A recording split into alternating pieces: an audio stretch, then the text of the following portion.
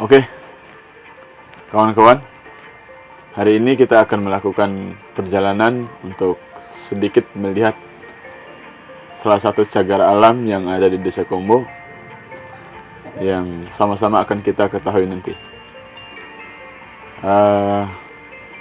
Persiapannya sederhana. Kira-kira ini jam 2:30 kita mau berangkat ke lokasi. Oke, saksikan perjalanan kami.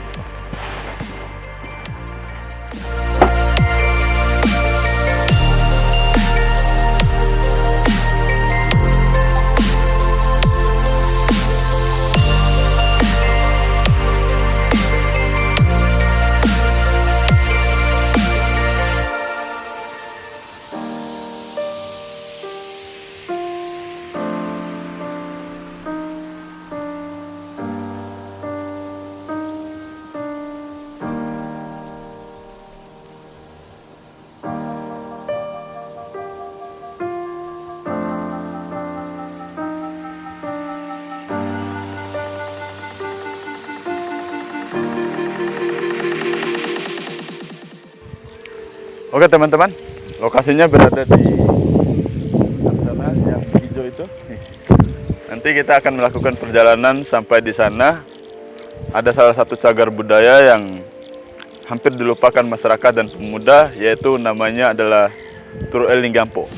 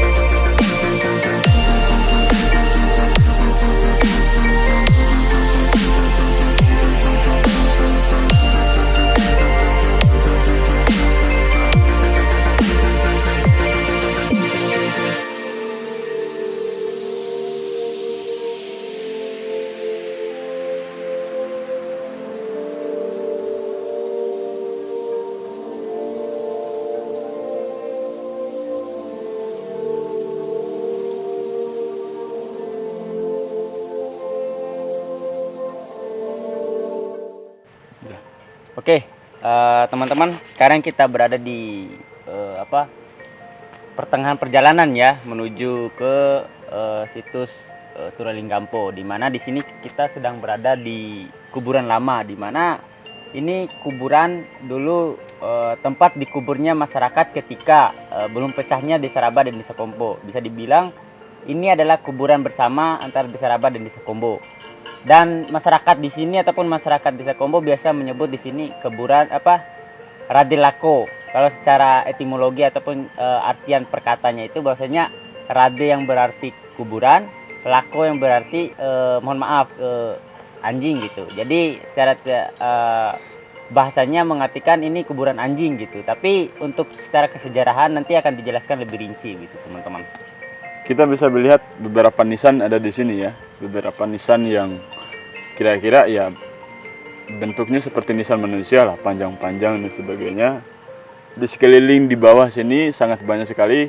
Sebentar lagi kita akan menuju puncak ya. Di atas puncak itu ada tempat persembahan dari masyarakat juga. Dalam kepercayaan dulu Makamba Makimbi. Ya, Makamba Makimbi atau dalam istilahnya animisme, dinamisme.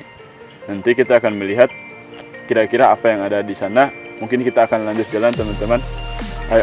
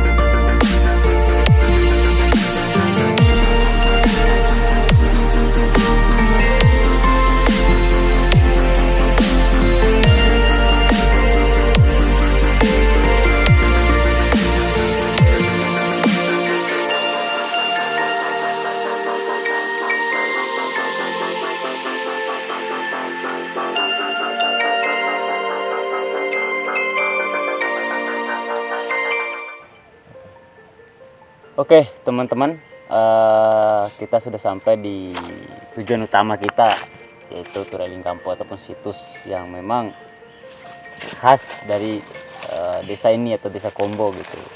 Dimana menurut mitos di sini terdapat dipercaya bahwasanya ada emas yang ukurannya itu sebesar kendi gitu. Jadi pancaran-pancaran sinar emas itu dulu menurut cerita itu bisa sampai ke sinarnya itu di desa ataupun di area perkampungan sana gitu. Jadi itu pada saat zaman maka kamba maka kimi kepercayaan orang dulu ataupun secara bahasanya itu apa? Ya, animisme dan dinamisme dulu ini tempat dibawa sesajen, tempat untuk menyimpan sesajen. Ketika ada acara-acara besar, ketika misalkan ingin menebang pohon ataupun memilih ada sesuatu keinginan, mereka akan membawa sesajen untuk dijadikan tempat agar acara ataupun keinginan mereka itu bisa terwujud. Begitu kepercayaan orang-orang dulu. Lalu kemudian poin daripada ini sebenarnya teman-teman bukan tentang memperkenalkan kepada teman-teman sekalian bahwa kami mengenalkan arena atau situs untuk teman-teman melakukan syirik, enggak. Ini dalam progres bagaimana kemudian menjaga cagar budaya kita agar tetap lestari. Dan kembali lagi bahwa iya, kita tetap pada Allah Subhanahu wa taala dan kita tetap menyembahnya dan bukan pada tempat ini. Dan ini adalah salah satu kekayaan budaya, sejarah juga ada di sini. Dan kalau secara terminologi sejauh pencarian kami di literatur, Turaling Kampo itu bisa diartikan dengan dua definisi.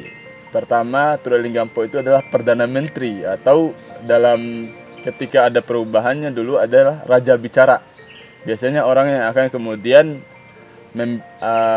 sebagai orang yang akan menerangkan apa yang kemudian akan menjadi misi-misi pemerintahan zaman dulu. Dan kedua bisa diartikan sebagai Panglima Perang. Jadi Turaling Kampo ini adalah salah satu tempat yang kemudian menjadi tempat berkumpulnya mereka dulu untuk membahas beberapa isu-isu kemasyarakatan dan kemudian mereka memusyawarahkan itu semua.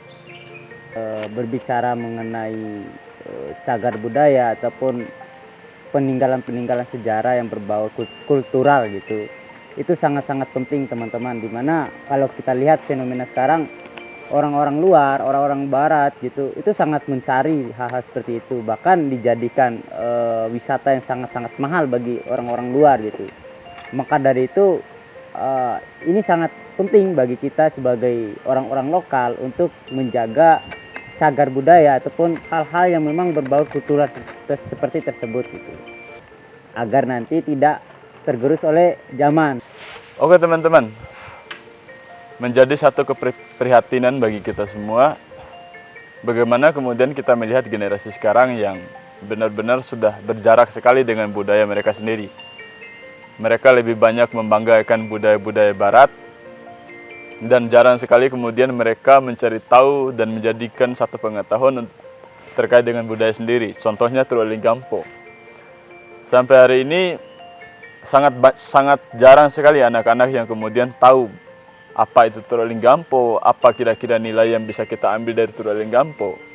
Misalnya kalau kita tanyakan tentang hero-hero Mobile Legend atau enggak nama-nama artis barat yang kemudian terkenal, mereka sangat menghafalnya sekali.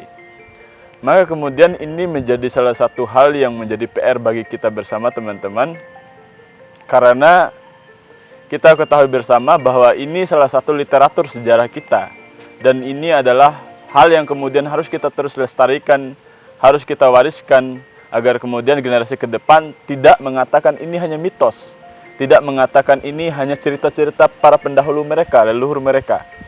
Maka kemudian ada dua hal yang ditawarkan dalam satu tesis bagaimana kebudayaan itu harus diwariskan. Yang pertama, kultur experience.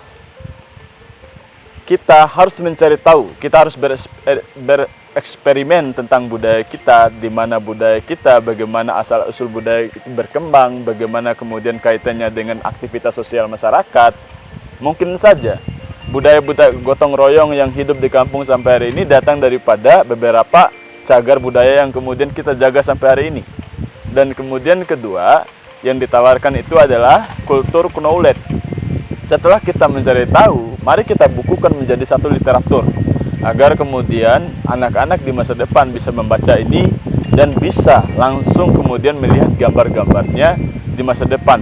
Dalam rangka inilah kemudian kami melakukan tag video ini, semoga bisa bermanfaat untuk generasi-generasi ke depan dan bisa menjadi literatur sejarah untuk generasi ke depan. Pesannya adalah kita harus tetap menjaga budaya ini ya, agar tidak tergerus oleh zaman. Ini adalah kekayaan kita, seperti yang disampaikan tadi oleh Bung Dayat, bahwa ya kita harus bangga juga dengan budaya kita. Jadi katanya Al-Notonbi itu adalah akan ada dua bentuk budaya, ada budaya superior dan ada budaya inferior. Budaya superior itu adalah budaya yang akan memenangkan dan membunuh budaya-budaya kecil semacam ini dan akan menjadi budaya inferior. Maka hari ini bagaimana kemudian kita menjadikan budaya kita Indonesia ataupun Kombo ataupun Bawo secara umumnya menjadi superior, sehingga ini tidak lagi dikatakan kampungan, ini tidak lagi dikatakan jauh daripada kemajuan.